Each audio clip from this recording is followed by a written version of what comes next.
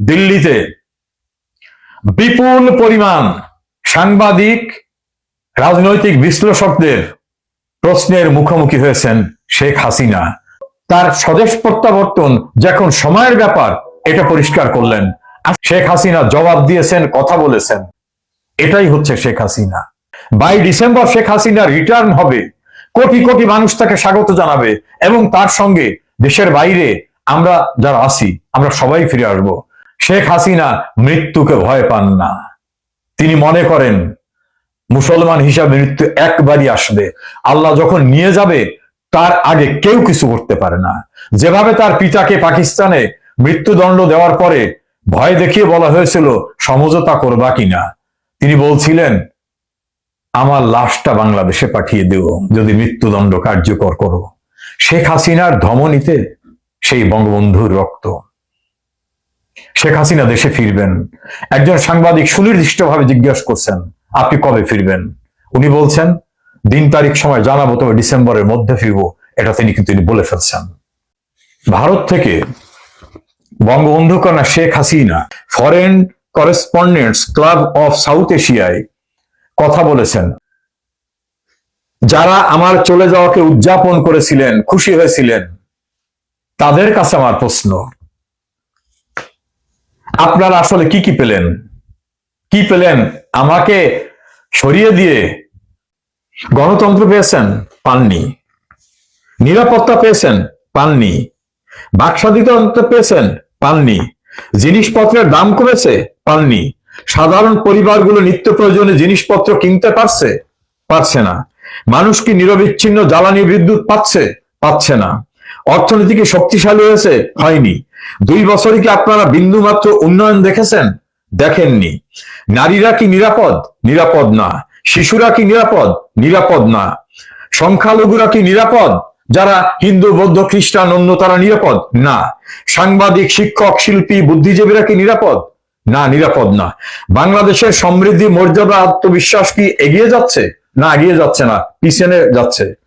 August 24-এর পর এটিকে একটি ভয়, প্রতিশোধ ও কষ্ট, অনিশ্চয়তার দিকে ফেলে দেওয়া হয়েছে। অর্থাৎ বাংলাদেশ এখন একটা ভয়ের রাষ্ট্র, মবের রাষ্ট্র, আইন কানুন নাই, বিচার ব্যবস্থা নাই। এভাবে তিনি সেই পাঠটাকে বললেন। এরপর বললেন বাংলাদেশকে জ্ঞান, প্রযুক্তি, দক্ষতা, মানবতা দিয়ে গড়ে তুলতে হবে। কিভাবে তিনি গড়ে তুলতেছিলেন সেই চিত্রটা তিনি তুলে ধরলেন।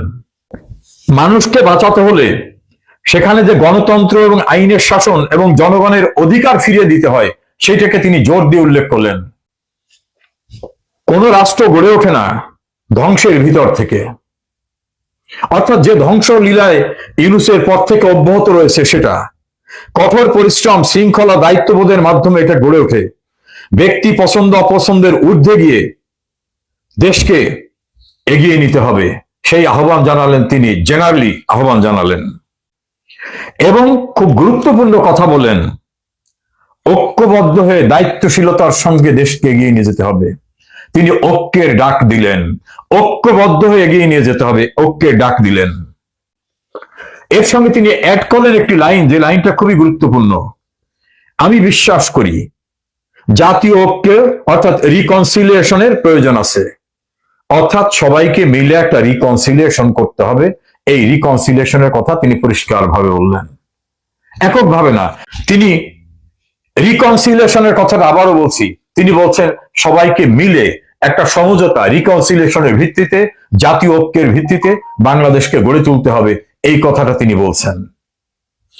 অর্থাৎ এইটাই কিন্তু বড় আহ্বান, রিকনসিলিয়েট করতে হবে, মানে আমরা মিলেমিশে দেশটাকে এগিয়ে নিয়ে যেতে হবে। জাতীয় ঐক্য, জাতির প্রয়োজনে যে ঐক্য সেইটা, হানাহানি, হিংসা বিদ্বেষ, প্রতিহিংসা পরায়ণতা না। তারপরে এসে বললেন উনি, আমি বিশ্বাস করি জাতীয় ঐক্যের কোনো বিকল্প নেই। এরপরে বললেন বাংলাদেশের এই সংকট কেবল অভ্যন্তরীণ সংকট নয়, অর্থাৎ ক্রাইসিসটা শুধু দেশের ভিতরে ক্রাইসিস না, এটি আঞ্চলিক শান্তি, নিরাপত্তা, বাণিজ্য, উন্নয়ন ও মানব মর্যাদাকে প্রভাবিত করে।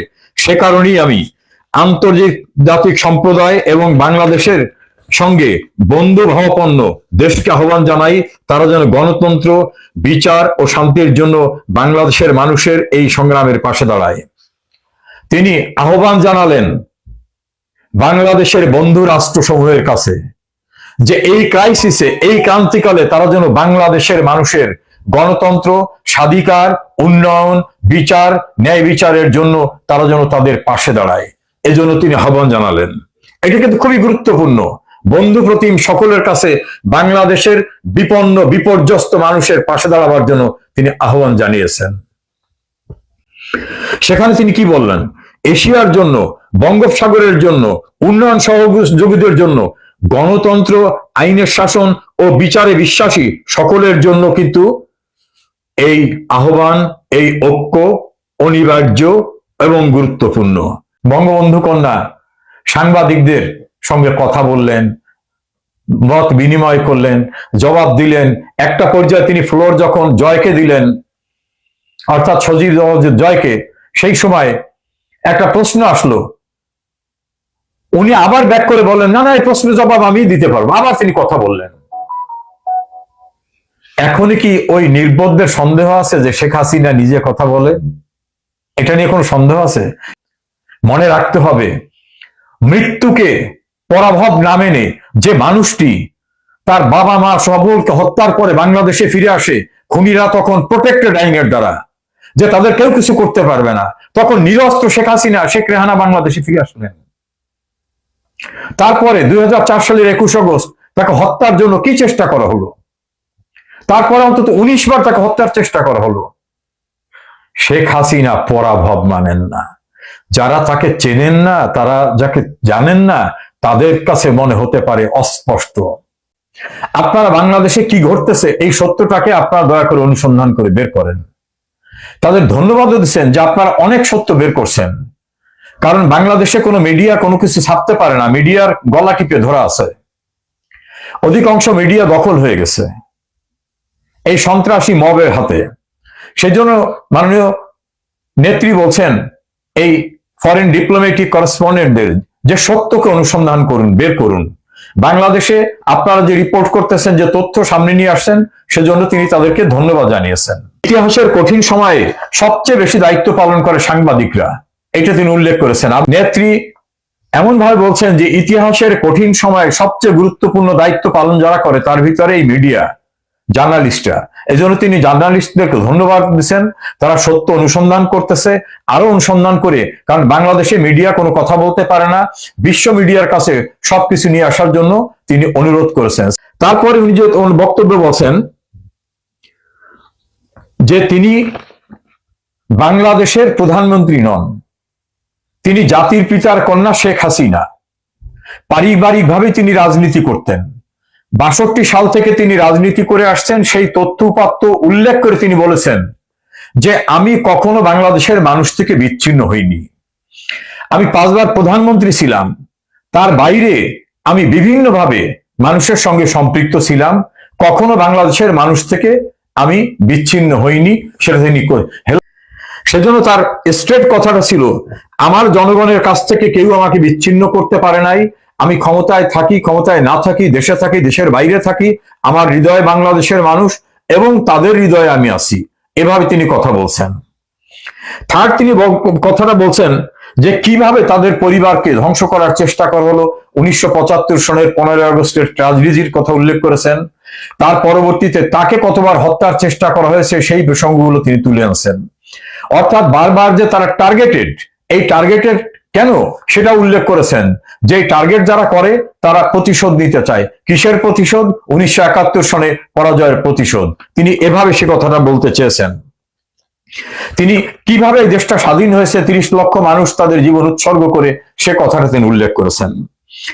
এরপর তিনি বলছেন জুলাই আগস্ট 2024-এর যে আন্দোলন ছিল, এটা অ্যাকচুয়ালি আন্দোলন ছিল না। একটা বড় দেশের অর্থ বিনিয়োগে চমৎকার ভাবে একটা মিথ্যাচারের ন্যারেটিভ তৈরি করে প্রচারণা করা হয়েছিল যে এটা কোটা বিরোধী আন্দোলন। সেখানে নেত্রী ক্লিয়ার করে বলেছেন যে এটা আসলে কোটা বিরোধী আন্দোলন ছিল না, এটা ছিল মেটিকুলাস ডিজাইনে একটা সরকার উৎখাতের আন্দোলন। এটা তিনি পরিষ্কারভাবে বলছেন এবং তার সঙ্গে ইনক্লুড করে বলছেন যে এটা যে কোটা বিরোধী আন্দোলন ছিল না, সেটা ডক্টর ইউনূস, যিনি এই ষড়যন্ত্রের মূল হোতা, তিনি নিজে ক্লিনটন ফাউন্ডেশনে গিয়ে স্বীকার করেছেন। এবং ইউনূসের যে পারিষদ বর্গ, তারা বাংলাদেশে বিভিন্ন মিডিয়ায় ইন্টারভিউ দিয়ে বলছেন যে আমরা যদি পুলিশ না মারতাম, আমরা যদি রেল লাইনে আঘাত না করতাম, আমরা যদি বিটিভি পুড়িয়ে না দিতাম, আমরা যদি মেট্রো রেল না পোড়াতাম, আমরা যদি সরকারি বড় স্থাপনায় আঘাত না করতাম, পদ্মা সেতুতে আঘাত না করতাম, তাহলে তাদের কথায় তাদের আন্দোলন সফল হতো না। অর্থাৎ তারা নিজেরা স্বীকার করেছে যে তারা পরিকল্পিত হয়ে করছে। এর সঙ্গে নেত্রী অ্যাড করলেন যে সিরাজগঞ্জের এক বিএনপি নেতা, তিনি প্রকাশ্য জনসভায় বললেন যে আমরা পুলিশকে হত্যা না করলে এত তাড়াতাড়ি আন্দোলন সফল হতো না। অর্থাৎ নেত্রী ক্লিয়ার করলেন যেটা কোনো আন্দোলন ছিল না, এটা মেটিকুলাস ডিজাইনে তাদের স্বীকৃত মতে এটা ষড়যন্ত্র ছিল সরকার উচ্ছেদের, যেটা নেত্রী বারবার বিভিন্ন সময় বলে আসছেন। সেই কথাটাকে তিনি ন্যারেট করলে বললেন যে অনেকে বলতো এটা শান্তিপূর্ণ ছাত্র আন্দোলন। নেত্রী বলছেন আমি সবসময় বলতাম যে আমার গণভবনের দরজা খোলা, যারা আসতে চাও আসো। তারা আসে নাই, তারা একের পর এক ঝামেলা করছে। তারা যেখানে তাদের উপর হামলা হয়েছে, সেই হামলায় যারা আহত তাদেরকে আমি দেখতে গেছি হাসপাতালে, আমার ডাক্তার দেখতে গেছে, আমার মন্ত্রী দেখতে গেছে। যারা নিহত তাদের পরিবারকে ডেকে এনে তাদের আর্থিক সহায়তা দিয়েছি। আমি সুপ্রিম কোর্টের বিচারপতির নেতৃত্বে একাধিক কমিটি করে দিয়েছি যে ট্রুথ বেরিয়ে আসুক, এদেরকে কারা মারলো, পুলিশের হাতে মৃত্যু হলো না কিভাবে হলো। নেত্রী আরো বললেন যে দেশের বিভিন্ন অঞ্চলে যখন হামলা করা হচ্ছে, সরকারি প্রতিষ্ঠান পুড়িয়ে দেওয়া হচ্ছে, সরকারের বিশাল বিশাল স্থাপনা ধ্বংস করে দেওয়া হচ্ছে, মানুষ খুন করে দেওয়া হচ্ছে, পুলিশকে হামলা করা হচ্ছে, 400টি থানা পুড়িয়ে দেওয়া হচ্ছে, তখন সাংবিধানিকভাবে আইনগতভাবে পুলিশের দায়িত্ব ছিল মানুষের যান এবং মালের নিরাপত্তা নিশ্চিত করা। পুলিশ সেটা নিশ্চিত করতে গেছে, তখন সেই পুলিশের উপরে ভয়ঙ্কর হামলা চালানো হয়েছে, পুলিশকে হত্যা করা হয়েছে। এইখানে উনি ক্লিয়ার করলেন যে এই কোটা বিরোধী আন্দোলন ছিল না, এটা ছিল সরকার পতনের আন্দোলন, সেটা পরিষ্কার করলেন। তারপর কি হলো যে একটা মিথ্যা অপপ্রচার চালানো হয়েছিল, সেটাও নেত্রী আজকে তার সংবাদ সম্মেলনে স্পষ্ট করে সেই কথাটা বললেন। দেন তিনি বললেন যে 15ই জুলাই থেকে আন্দোলনের চরিত্র পাল্টে যায়, কি কিভাবে মানুষ হত্যা করা হয়, স্নাইপার দিয়ে হত্যা করা হয়, কি কিভাবে সরকারি স্থাপনায় আঘাত করা হয়, এটা ডিটেলস উনি বললেন। তারপরে 50টা মিডিয়ায় হামলা করা হলো, বাংলাদেশের সমস্ত স্থাপনায় হামলা, কোনো মানুষ নিরাপদ না, রাস্তাঘাটে মেরে ফেলতেছে। এই যে বিভৎসতা, এই ভয়ঙ্কর অবস্থা, এটার কথা নেত্রী উল্লেখ করলেন যে কি ঘটেছিল বাংলাদেশে। কারণ অনেকেরই আগ্রহ ছিল যে অ্যাকচুয়ালি হোয়াট হ্যাপেন্স, কারণ নেত্রীর কাছ থেকে সরাসরি এইভাবে কথা বলার তো সুযোগ অনেকেই পাননি। আজকেই প্রথম 2 বছরের পরে উনি যুক্ত হলেন। এরপর তিনি বললেন যে দেশে যখন নৈরাজ্যে শুয়ে গেছিল, সেই নৈরাজ্যকর অবস্থায় নৈরাজ্য ঠেকাতে আইন শৃঙ্খলা রক্ষার দায়িত্বে যারা ছিলেন, তারা শক্তি প্রয়োগ করা ছাড়া তাদের কি বিকল্প ছিল না, সেটা তিনি উল্লেখ করলেন সেখানে। আর আরেকটা তিনি বললেন যে আমি যে বিচারপতিদের দিয়ে 2টা কমিটি করলাম, সেই কমিটি 2টাকে বাতিল করে দিল ইউনূস ক্ষমতা দখলের পরে। যদি কমিটি 2টা বাতিল করা না হতো, তাহলে একটা রিপোর্ট আসতো যে অ্যাকচুয়ালি কি ঘটছে, যারা মারা গেছে তাকে পুলিশের গুলিতে মারা গেছে, নাকি ষড়যন্ত্র করে যারা দেশকে অস্থিতিশীল করতে চেয়েছিল তাদের গুলিতে মারা গেছে, অথবা পুলিশের গুলিতে মারা গেলে পুলিশ কি যেখানে গুলি করার প্রয়োজন নাই সেখানে গুলি করেছিল, সে কথা তিনি বললেন। এক্সপ্লেন করে তিনি বললেন যে ইনসিডেন্ট যেটা হয়েছিল, সেই ইনসিডেন্টের ইনকোয়ারি করার জন্য আমি 2টা কমিটি করে দিলাম। এই কমিটি যাতে রিপোর্ট দিতে না পারে, কারণ রিপোর্ট দিলে অনেক তথ্য বেরিয়ে আসবে সুপ্রিম কোর্টের বিচারপতিরা কমিটিতে, সেই জন্য ইউনূস ক্ষমতা এসে সেই কমিটি বাতিল করে দিল। তার সঙ্গে বললেন কমিটি বাতিল করে দিয়ে একচাটিয়ে দায় চাপাবার চেষ্টা করা হলো আমার উপর, আমার মানে শেখ হাসিনার উপরে।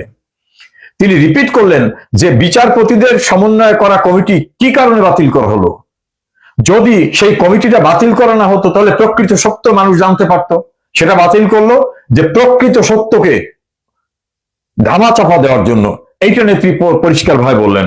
এরপর তিনি বললেন কি অবস্থায় বাংলাদেশ এখন। এই চিত্রটা আপনারা যারা আজকে আমার এখানে কানেক্টেড আছেন, অনেকেই কানেক্টেড আছে, আমি তাদের কাছে আমি বলি। নেত্রী বলছেন 5 আগস্টেই সব শেষ হয়ে যায়নি, অর্থাৎ 2024-এর 5 আগস্টে তাকে ক্ষমতাচ্যুত করা হলো মেটিকুলাস ডিজাইনের সন্ত্রাসের মাধ্যমে এবং কিছু লোকের বিশ্বাসঘাতকতার মাধ্যমে। সেটাই শেষ হয়নি, আরো কি ঘটছিল যে এর পরেও আওয়ামী লীগের শুধু না, মুক্তিযুদ্ধের পক্ষের সাংবাদিক, সাহিত্যিক, মুক্তিযোদ্ধা, বিভিন্ন মুক্তিযুদ্ধের দল করেন যারা, সে হতে পারে জাসদ, হতে পারে workers party, nap communist party, সাম্যবাদী দল, যেগুলো, তাদেরকে হরদম ভাবে রাস্তাঘাটে নৃশংসভাবে বর্বরচিত হয়ে মারামারি শুরু হয়ে গেল। সেইখানে তিনি বললেন, যেটা এই তথ্যটা দেখেন, শেখ হাসিনা যেটা বলেন তথ্যভিত্তিক বলেন, গত 2 বছরে 10,000 মানুষ নিহত বা নিখোঁজ হয়েছেন। 10,000 মানুষ নিখোঁজ বা নিহত হয়েছেন। 6,50,000 মানুষকে গ্রেপ্তার করা হয়েছে। 6,50,000 মানুষকে গ্রেপ্তার করা হয়েছে।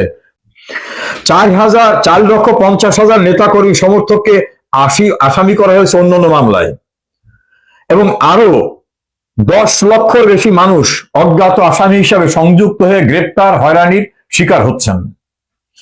এক্সাক্ট পিকচারটা তিনি তুলে ধরলেন, ওনার কাছে তথ্য আছে। অর্থাৎ তারপরে বলছেন কারাগারে কিভাবে আওয়ামী লীগ, ছাত্রলীগ, যুবলীগের নেতাদের নির্যাতন করে হত্যা করা হচ্ছে, রাস্তাঘাটে কিভাবে হত্যা করা হচ্ছে, কারাগারে মৃত্যুর মুখোমুখি সেই সময় তাদের হাতে হ্যান্ডকাপ বেঁধে রাখার মতো কি জাতীয় অমানবিক ঘটনা ঘটানো হচ্ছে, সেই তথ্যটা তিনি তুলে ধরলেন। একটা জায়গায় বললেন যে যত আক্রমণ হচ্ছিল, আক্রমণের টার্গেটটা ছিল মুক্তিযুদ্ধের সমস্ত স্মৃতিচিহ্ন মুছে দিতে দেওয়া। সেজন্য তার প্রথম টার্গেটটা হলো বাঙালি জাতির সমস্ত অর্জনের যে সূতিকাগারটা, যেখান থেকে বাঙালি জাতির সমস্ত পরিকল্পনা প্রণয়ন করা হয়েছিল, সেই সূতিকাগারটা বঙ্গবন্ধু ভবন, সেটাকে গুড়িয়ে পুড়িয়ে লুণ্ঠন করে শেষ করে দেওয়া হলো। তারপর কি শুরু হলো?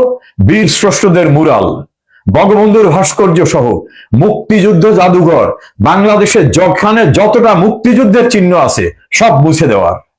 এটার দ্বারা নেত্রী আজকে প্রেস কনফারেন্সে বললেন যে যারা 2024-এর আন্দোলনের নামে সহিংসতা করেছিল মেটিকুলাস ডিজাইনে, তাদের টার্গেট ছিল মুক্তিযুদ্ধকে ধ্বংস করা। এরপরে নেত্রী তার বক্তব্যে বললেন এই নিপীড়ন কেবল আওয়ামী লীগের মধ্যেই সীমাবদ্ধ নয়। সংখ্যালঘু সম্প্রদায়ের সদস্য, বিচারক, আইনজীবী, বুদ্ধিজীবী, সাংস্কৃতিক ব্যক্তিত্ব, সাংবাদিক, পেশাজীবী, শ্রমিক, কৃষক, সাধারণ নাগরিকরা হামলার শিকার হচ্ছেন, গ্রেপ্তার হচ্ছেন, হত্যাকাণ্ডের শিকার হচ্ছেন, হত্যা মামলা আসামি হচ্ছেন।